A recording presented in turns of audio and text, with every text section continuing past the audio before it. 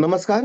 मी doctor Pradeep Saruk, nephrologist आणि kidney transplant physician, Care Sigma Hospital, Chhatrapati Sambhajinagar, Maharashtra.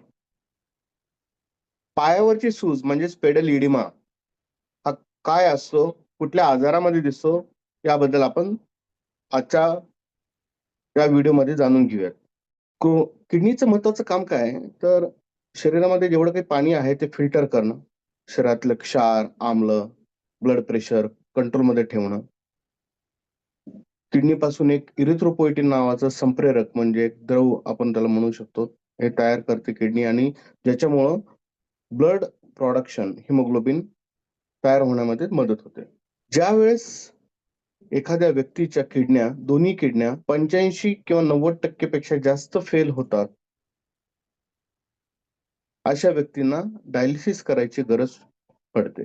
Kidney जसं आपण पाहिलं की किडनीचे जे काम आहेत, जर समजा दोन्ही किडन्या एखाद्या व्यक्तीच्या जर फेल झाल्या तर फिल्ट्रेशन होणार नाही. रक्त जे फिल्टर होतं, किडनी काय करते, शरीरामधील जेवढं रक्त आहे ते फिल्टर करते. आवश्यक गोष्टी शरीरामध्ये ठेवते आणि ज्या अनावश्यक गोष्टी आहेत ते युरिन म्हणजे मूत्राच्या द्वारे शरीराच्या बाहेर टाकल्या जातात. किडनी जर फेल झाली असेल, तर नक्कीच शरीरातील अननेसेसरी पदार्थ, शरीरातले पाणी हे फिल्टर होणार नाही आणि शरीरामध्ये याची मात्रा वाढेल. आपण जर बघितलं पाण्याचा गुणधर्म काय आहे, तो चढावरनं उताराकडे येतो. शरीरामध्ये देखील हेच होतं. जेव्हा आपण बसलेला असतो बराच वेळ किंवा बराच वेळ उभा असतो, पाणी आपले डिपेंडंट भागाकडे म्हणजेच उताराकडे म्हणजेच पायाकडे जातं आणि त्यामुळं किडनीच्या रुग्णांमध्ये पायामध्ये स्वेलिंग, पायावरची सूज किंवा पेडल इडिमा हा लवकर दिसतो. जर किडनीचे आजार जास्त सिरियस प्रकारचा जर झाला असेल किंवा जास्त क्रोनिक प्रकारचा झाला असेल, तर ही सूज पायाच्या घोट्यापासून वाढत वाढत गुडघ्यांपर्यंत किंवा मांडीपर्यंत येऊ शकते. पोटामध्ये देखील पाणी जमा होऊ शकतं, ज्याला आपण असायटिस असं म्हणतो किंवा छातीमध्ये देखील पाणी फुफ्फुसांमध्ये जमा होऊ शकतो. प्लुरल इफ्युजन होऊ शकतो. पल्मनरी इडिमा येऊ शकतो. ज्या व्यक्तींच्या शरीरामध्ये पाण्याची मात्रा जास्त होते, अशा व्यक्तींना ब्लड प्रेशर वाढतं. त्याचप्रमाणे श्वास घेण्यामध्ये त्रास होतो. झोपल्याच्या नंतर दम लागायला लागतो आणि जेव्हा व्यक्ती बसते तेव्हा त्याला थोडंसं कम्फर्ट वाटतं, कारण की छातीवर जो लोड आलेला, पाण्याचा लोड आलेला आहे, बसल्याच्या नंतर तो लोड कमी होतो आणि हा पल्मनरी इडिमा कमी झाल्याच्या नंतर पेशंट थोडासा ब्रेथलेस पासून त्याची थोड्या टाइमसाठी सुटका होते असं आपण म्हणू शकतो. तर पायावरची सूज ही फक्त सीकेडी म्हणजे किंवा क्रोनिक किडनी किंवा अॅक्यूट किडनी म्हणजेच किडनीच्या आजारामुळेच होते का, तर असं नाही. तर हृदयाच्या आजारांमुळं एखाद्या व्यक्तीचं हृदय कमी काम करत असेल, इजेक्शन फ्रॅक्शन कमी असेल, अशा व्यक्तींमध्ये देखील पायावर सूज येऊ शकते. त्याचप्रमाणे एखाद्या व्यक्तीचं लिव्हर कमजोर असेल, कमकुवत असेल किंवा लिव्हरचे कुठल्याही प्रकारचे आजार असतील, तर अशा व्यक्तीमध्ये देखील पायावर सूज येऊ शकते. प्रोटीन एनर्जी मालन्यूट्रिशन म्हणजेच एखादा व्यक्ती बराच कमजोर असेल, त्याच्या शरीरामध्ये प्रोटीन कमी असेल, तर अशा व्यक्तीला देखील पायावर सूज येऊ शकते. शरीरामध्ये प्रोटीन, अल्ब्युमिन कमी असेल, तर देखील पायावर सूज येऊ शकते. त्याचप्रमाणे जे लिम्फॅटिक्स ब्लॉक झाले असेल, अशामध्ये देखील पायावर सूज येऊ शकते. डीव्हीटी असेल म्हणजेच पायाच्या नसा ब्लॉक असतील, तरी देखील पायावर सूज येऊ शकते. म्हणजेच पायावर सूज येणं हे फक्त किडनीच्या आजारामुळेच होतं असं नाहीये.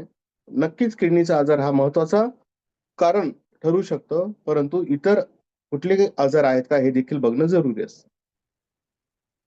सो कुठल्याही व्यक्तीला पायावर सूज असेल किंवा चेहऱ्यावर सूज असेल, पोटावर सूज असेल, श्वास घेण्यासाठी त्रास होत असेल, अशा व्यक्तींनी नक्कीच आपल्या जवळच्या फिजिशियनला किंवा नेफ्रॉलॉजिस्ट बरोबर संवाद साधावा, त्यांच्याशी कॉन्टॅक्ट करावा आणि पुढील तपासण्या करून घ्याव्या. ज्या व्यक्तींना किडनीचा आजार आहे हे निदर्शनास आलेलं आहे, पायाला सूज आहे, अशा व्यक्तींनी काय प्रिकॉशन घेतले पाहिजेत? किडनी फेल झाल्यामुळं किंवा किडनी कमजोर झाल्यामुळं शरीरामध्ये पाण्याचा मात्रा जास्त वाढते. युरिनमधनं पाहिजे तेवढं पाणी शरीराच्या बाहेर फेकलं जात नाही, अशा व्यक्तींनी पाणी कमी पिणं जरुरी. जर समजा आपण पाणी जास्त पिलो, बऱ्याच वेळा काय गैरसमज असतो, की मला किडनीचा आजार आहे, तर मी पाणी जास्त पिलं पाहिजे म्हणजे माझ्या किडन्या जास्त बरोबर काम करतील. तर हे चुकीचं आहे. एखाद्या व्यक्तीमध्ये सूज जास्त आहे म्हणजेच पाण्याची मात्रा जास्त आहे. अशा व्यक्तीने पाणी जर जास्त पिलं आणि त्याच्या किडनी जर कमी फिल्टर करत असेल तर काय होईल? सूज आणखीन वाढेल, दम आणखीन वाढेल.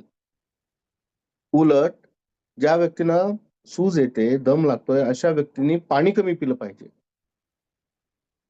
पाण्याची मात्रा,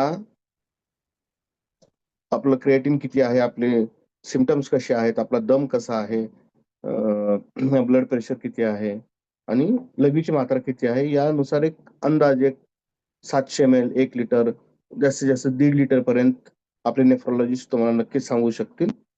सो एकतर पाणी टाळा किंवा पाण्याची मात्रा कमी ठेवा. दुसरं मीठ. मिठामुळे देखील ब्लड प्रेशर वाढतं. सो ज्या व्यक्तींना पायावर सूज आहे अशा व्यक्तींसाठी 2 महत्त्वाचे मुद्दे, एकतर पाणी कमी आणि मिठाचं सेवन देखील कमी करणं जरुरी आहे.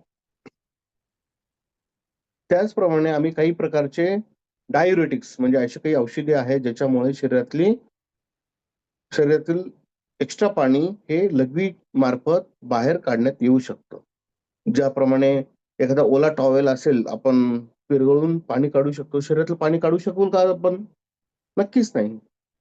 तर पाणी कमी पिणे, मीठ कमी घेणे आणि काही डायुरेटिक्स म्हणजे अशा मेडिसिन ज्याच्याने युरिन वाढेल, शरीरातलं पाणी बाहेर जाईल, हे आपण वापरू शकतो.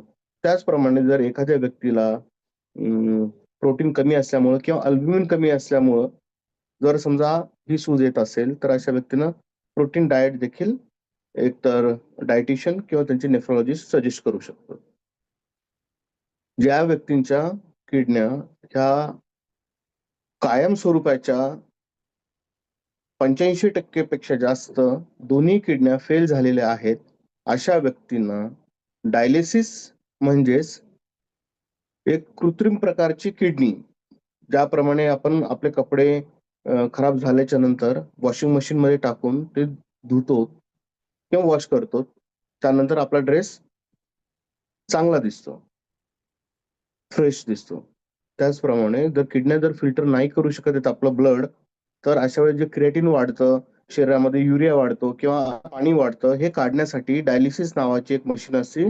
इट इज ऑलमोस्ट आपण एक सोप्या भाषेसाठी आपण म्हणू शकतो की वॉशिंग मशीन सारखी ती मशीन असते. त्याच्यामध्ये पेशंटचं रक्त एकतर कॅथेटरमधून किंवा हातामध्ये जो फिस्टुला करण्यात येतो, याच्यामध्ये पेशंटचं रक्त त्या मशीनमध्ये जातं. त्याच्यामध्ये फिल्टर करण्यात येतं आणि पेशंटचं रक्त मशीनमध्ये फिल्टर करून स्वतःला वापस देण्यात येतं.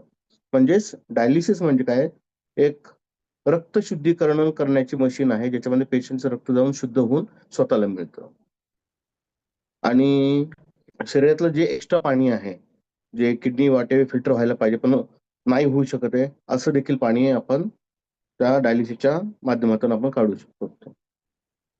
डायलिसिस एखाद्या व्यक्तीच्या किडन्या जर परमनंट फेल झाल्या असेल, तर हे डायलिसिस आपल्याला आयुष्यभर करावं लागतं.